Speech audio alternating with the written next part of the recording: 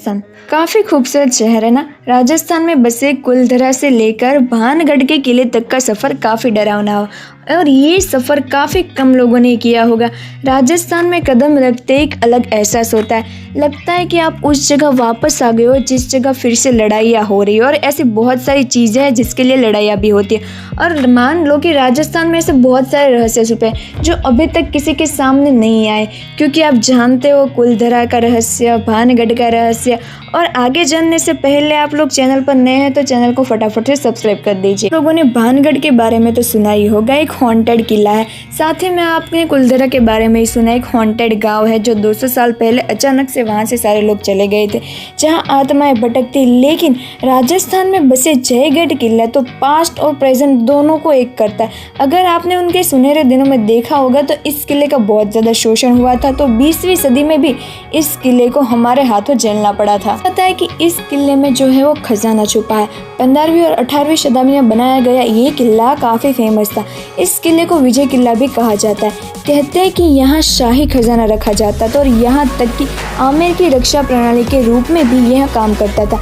इसका निर्माण 1726 के आसपास जयश्री दूसरे ने कराया था और समुद्र तल से काफ़ी ऊंचे पर बनाया था। लगभग विशाल दीवारों से घिरा हुआ ये किला और सड़कों से आमेर से किले से जुड़ी हुई है। चाहे आप आमेर में कहीं भी जाओ, एक ही चीज़ तो आप देख ही सकते हो और वो है जयगढ़ के किले की लाल दीवारें।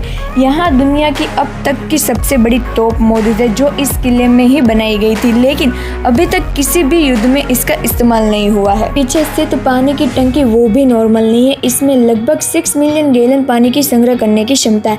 कहते हैं कि कछवाहा राजवंश इस किले का उपयोग अपने खजाने को रखने के लिए करते थे।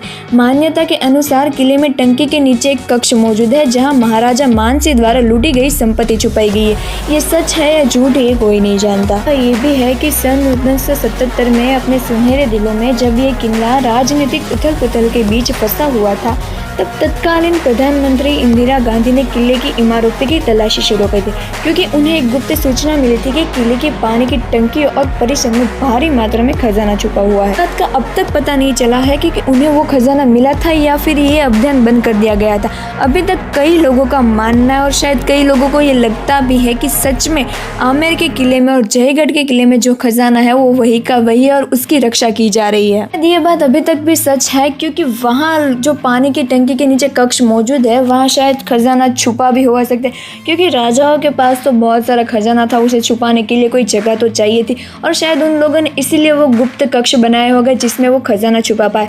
और अभी भी लोगों को लगता है कि वहाँ खजाना जो है छुपा हुआ और कई लोग इसे ढूंढने की कोशिश में लगे हुए, लेकिन क्या करें, वो जिसके हाथों लगना है वो ऑलरेडी शायद लग भी चुका हो।